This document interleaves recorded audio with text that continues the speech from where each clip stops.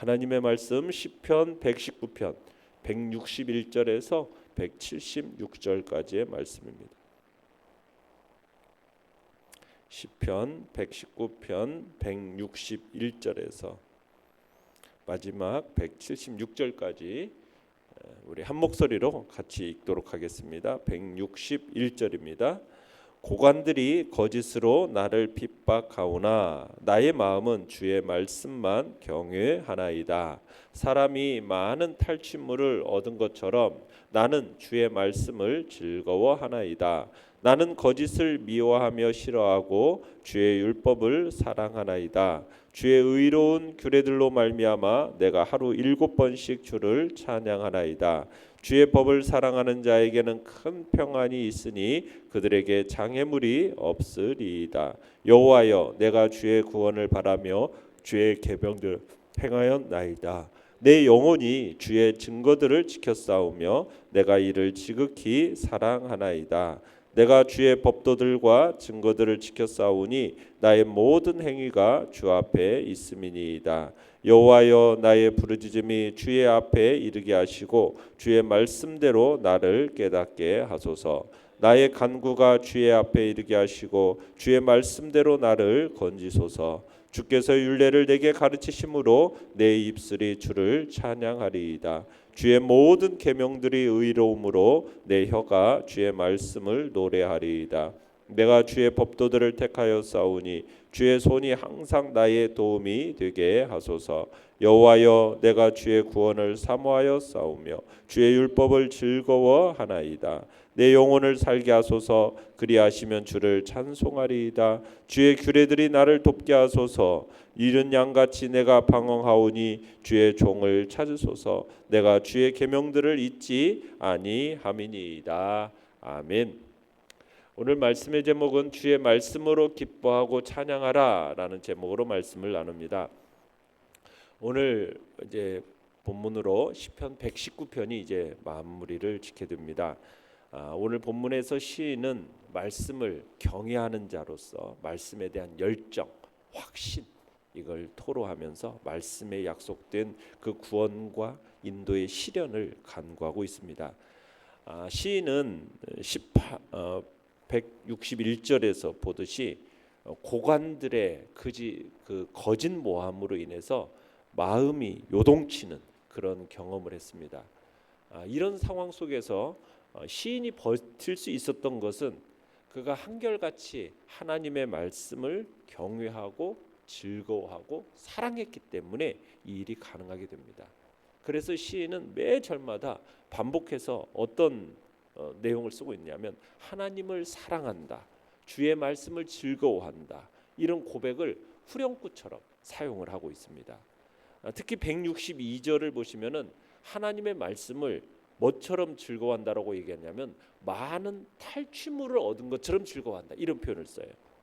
또 164절에서는 하루 7번씩 주를 찬양한다라는 표현을 통해서 하나님과 그분의 말씀을 사모하고 그 시인의 뜨거운 열정을 잘 보여주고 있습니다. 우리 162절을 다시 한번 읽어보겠습니다. 시작. 사람이 많은 탈취물을 얻은 것처럼 나는 주의 말씀을 즐거워하나이다. 자, 시인은 말씀에 대한 기쁨을 많은 탈취물을 얻은 것에 빗대어서 묘사하고 있죠. 이 탈취물이라는 게 뭐죠?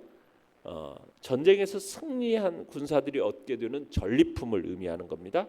대개 전쟁이 일어날 경우에 승리한 군사들이 그 전쟁에서 수고한 그 대가로 탈취물을 얻었어요. 단지 전쟁을 승리한 어떤 장수나 참모들에게만 돌아가는 게 아니라 적의 창칼이 눈앞에서 정말 번뜩이는 그 피 튀기는 전장터에서 싸운 모든 군사들에게 주어지는 거예요. 그들 모두가 나누고 그들 모두가 기뻐할 수 있는 것. 비록 전쟁에서 온갖 위기와 어려움, 또 때로는 숨막히는 두려움 속에서 싸우고 또 싸웠지만 이런 싸움에서 승리한 병사들이 전리품을 나누고 그걸 가지고 고국으로 돌아가고 사랑하는 가족의 곁으로 돌아갈 걸 생각하면서 더할 나위 없는 그 기쁨에 젖게 되는데 바로 말씀을 바로 그런 마음으로 즐거워한다. 그 기쁨이 그와 같은 즐거움, 이렇게 표현하고 있습니다.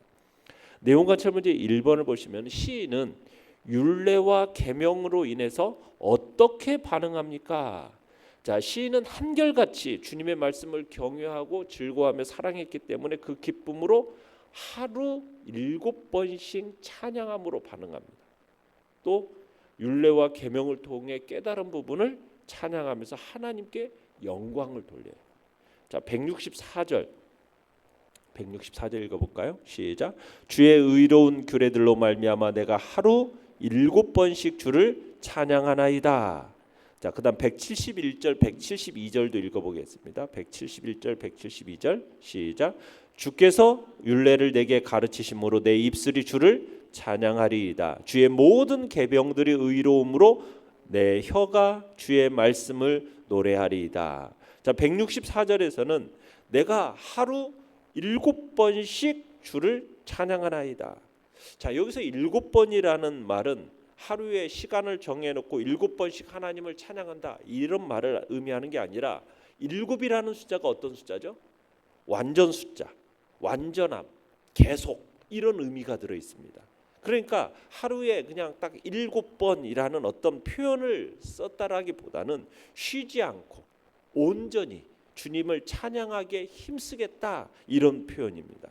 그러니까 시인은 지금 하루 온종일 하나님을 계속해서 제가 찬양하겠습니다라는 표현을 지금 7번이라는 표현을 통해서 사용하고 있는 거예요. 그런데 이렇게 항상 하나님을 찬양할 수 있게 된 이유가 뭡니까? 한결같이 찬양할 수 있게 된 이유가 어디에 있습니까? 그 이유에 대해서 하나님의 말씀을 거론해요. 하나님의 말씀. 그러니까 하나님의 말씀 때문에 하나님의 말씀이 어때서 171절 172절에 보면 의로움으로 하나님의 말씀이 의롭기 때문에 내가 열성적으로 찬양을 올린다 고백을 하고 있는 겁니다. 자, 내용 관찰 문제 2번을 보시면 주의 구원과 율법을 즐거워한 시인이 하나님께 간구한 것은 무엇입니까? 자, 무엇을 간구하고 있느냐? 175절에 보시면은 주의 말씀을 사랑하며 즐거워한 시인은 하나님께 자신의 영혼을 살게 해달라 이렇게 간구합니다. 자신의 영혼을 살게 해달라. 그리고 의로운 삶을 살면서도 고난 중에 처한 그 시인의 삶에 개입하셔서 시인을 도와주시고 변호해 주시고 그 공의로운 평결을 내려주십시오 간구하고 있어요. 우리 175절 읽어보겠습니다. 시작. 내 영혼을 살게 하소서. 그리하시면 주를 찬송하리이다. 주의 규례들이 나를 돕게 하소서. 그러니까 내 영혼을 살게 하소서. 그리하시면 주를 찬송하리이다. 이 말씀은 내 영혼을 살리시고 당신을 찬양하게 하소서. 내 영혼을 살리시고 당신을 찬양하게 하소서. 그러니까 시인이 살기를 원하는 중요한 이유는 뭐예요? 하나님을 찬양하기 위함이다. 찬양하기 위함이다. 생명의 공급자가 되시는 그 하나님을 찬양하지 않을 수 없다라는 그 심경을 지금 피력하고 있는 것입니다. 그러면서 주의 규례들이 나를 돕게 하소서. 지금 세상이 아무리 혼돈되고 불의가 난무한다 할지라도 성도는 지금 하나님의 그 공의로우심을 확신해야 된다는 거예요. 아무리 어려운 일이 닥쳐도 성도는 눈을 들어서 하나님의 판단을 바라보고 거기에 해결책을 구해야 한다는 거예요. 그러니까 결국 의로우신 하나님은 세상 가운데 당신의 의로우심을 구현하실 것이고 당신의 의로우심을 견고히 붙잡고 정말 의로운 판단을 고대하는 그 성도들에게 도움을 베푸시고 구원을 선사하실 거다. 그래서 규례들이 나를 돕게 하소서 하면서 하나님 앞에 지금 간구하고 있는 겁니다. 연구와 묵상 문제 3번은 시인이 율례와 계명의 가르침으로 인해 주님을 찬양하는 이유는 무엇입니까? 자, 시인의 입술에서 이렇게 찬송이 터져 나오는 이유는 뭐냐면 하나님께서 당신의 율례를 그에게 가르치셨기 때문이라는 거예요. 율례를 그에게 가르치셨어요. 그러면은 그 말씀을 통해서 이 하나님의 말씀을 통해서 뭘 알 수가 있습니까? 하나님의 뜻, 하나님의 성품, 하나님의 능력, 하나님의 그 거룩하심을 좀 더 정확하고 자세하게 알게 돼요. 그렇지 않습니까? 그러게 될 때 우리가 하나님을 더 온전히 찬양할 수 있는 거예요. 결국 여기서 이 엄밀한 의미에서 성경이 가르치는 진정한 찬양의 의미가 뭐냐? 여러분, 찬양이라는 게 뭡니까? 찬양이라는 것은 우리가 알듯이 하나님을 높여드리는 가장 대표적인 행위가 찬양입니다. 하나님이 누구이신가? 하나님이 어떤 분이신가? 그분 앞에 그분을 찬양하는 거예요. 그러니까 우리가 참되게 하나님을 온전하게 높여드리려면은 우리가 갖춰야 할 게 무엇이에요? 하나님이 어떤 분이신지, 그렇죠? 내가 높여드려야 할 하나님이 어떤 분이신지를 알아야죠. 그죠? 그래야 그 하나님을 제대로 온전히 찬양할 수 있는 거잖아요. 그분이 얼마나 영광스럽고 얼마나 진실하고 얼마나 거룩하고 얼마나 순결한 분인지 그걸 알아야 우리가 하나님을 참으로 찬양할 수 있는 거잖아요. 그러면은 어떻게 그 하나님을 우리가 제대로 온전히 알 수 있습니까? 바로 하나님의 말씀을 통해서, 율례를 통해서 알 수가 있는 거예요. 그래서 하나님의 율례를 가르치는 것과 하나님을 찬양하는 것을 연결시키고 있는 거예요. 말씀을 내가 온전히 깨달으면 깨달을수록 하나님을 더 온전히 그분의 온전하심과 그분의 영화로우심을 더 깊이 인식하게 될 수 있고, 그로 인해서 우리가 하나님을 찬양할 수밖에 없게 되는 거예요. 그래서 하나님의 그 율례와 계명의 가르침과 그분을 찬양함을 연결시켜서 지금 얘기하고 있는 겁니다. 하나님은 우리로 하여금 이 찬양의 삶, 하나님께 영광 돌리는 삶을 살기를 원하십니다. 그리고 이것을 명하셨습니다. 하나님을 찬양하는 삶은 우리의 본분이에요. 우리의 본분이에요. 그러한 삶을 살아가는 그 삶의 자세, 그 자세의 삶에는 기쁨이 있습니다. 축복이 넘치게 되는 겁니다. 더 온전하고 더 아름다운 찬양, 더 합당하고 은혜로운 찬양. 우리는 그런 삶을 살아갈수록 우리에게 더 크신 축복과 은혜를 내리게 될 겁니다. 자, 이런 말씀을, 그런 삶을 살기 위해서 우리가 어떻게 해야 되겠습니까? 바로 하나님의 말씀에 더욱더 가까이 나아가야 되겠습니다. 말씀 안에 당신을 계시하고 계시거든요. 그 계시하신 복되신 능하신 하나님을 더 깊이 깨달아가고, 그래서 그 하나님을 찬양할 때 우리가 하나님의 베푸신 능력과 축복을 힘입어서 살아갈 수 있게 되는 것입니다. 그래서 우리가 하나님의 말씀을 그 율례 계명의 그 가르침으로 깊이 깨달아 알게 하시고 하나님을 더 잘 알아감으로 하나님을 온전히 찬양함으로 말미암아 그분의 능력을 덧입고 그분이 주시는 그 축복을 경험하며 살아가는 복된 날들이 되시기를 간절히 축원합니다. 느낀 점 4번입니다. 주의 법을 사랑하며 하나님을 찬양하는 시인을 보며 무엇을 느낍니까? 말씀을 사랑하는 자라면 상황과 상관없이 하나님을 예배의 자리로 나아가서 찬송하는 기쁨을 누려야 함을 느낍니다. 말씀을 사랑하는 자라면 상황과 상관없이, 환경과 상관없이 하나님을 예배하는 자리로 나아가서 찬송하는 기쁨을 누려야 되는 거예요. 왜요? 말씀은 한결같이 신실합니다. 말씀은 변함이 없어요.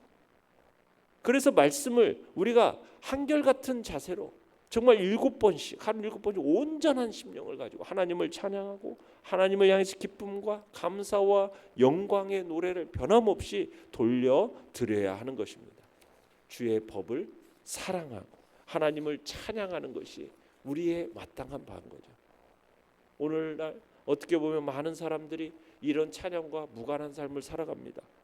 성도라고 하면서도 여전히 그들의 상황과 조건, 그 형편이 좋지 않은, 그로 인해서 하나님과의 찬양을 중단해버려요. 시리에 빠집니다. 자신의 주머니의 형편, 건강, 사람들의 평판, 그들의 계획과 목적과 성취가 어떻게 보면 찬양의 이유고, 그것이 충족되지 않으면은 찬양도 중단되고 감사도 중단되고 되는 경향이 있어요. 여러분, 우리가 지금 시인은 찬양을 중단할 수 없는 이유를 가지고 있어요. 왜 찬양을 중단할 수 없습니까? 상황은 좋지 않은데, 왜 찬양을 멈추지 않고 중단하지 않습니까? 그건 다름 아닌 하나님의 말씀에 신실함 때문에. 이런 찬양이 우리에게 있느냐는 거예요. 환경과 상관없이, 조건과 상관없이, 내가 처한 환경과 상황과 무관하게 하나님의 말씀 때문에, 말씀이 주는 그 기쁨과 위로로 인하여서 찬양을 올리고 있는가? 시인에게 주신 그 하나님의 말씀, 하나님의 그 의롭고 신실한 규례가 오늘날 우리들에게도 주셨어요. 그죠? 그렇다면 우리는 항상 찬송하고 변함없이 찬양하고 한결같이 하나님을 찬양을 올려드릴 이유가 우리들에게도 있다라는 사실이죠.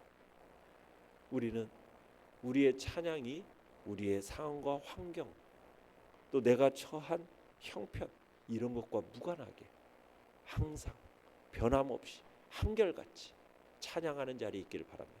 이유는 무엇입니까? 하나님의 말씀이 한결같이 신실하기 때문에.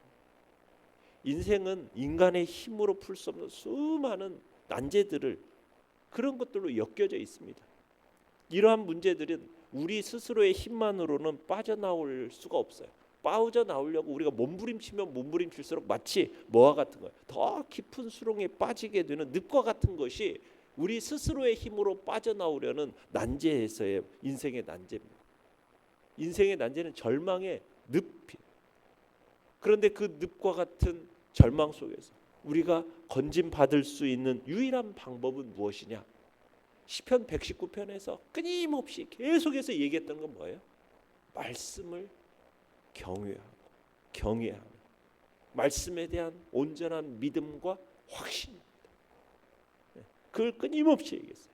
119편 전체가 하나님의 말씀, 그 말씀을 사랑하고 그 말씀을 경외함으로 자신의 인생의 모든 문제들은, 난제들은 하나님께 맡기고 그 말씀 안에서 그 해법을 찾으려 했던 것을 우리가 봐요. 그러니까 우리는 이 자세를 본받아야 됩니다.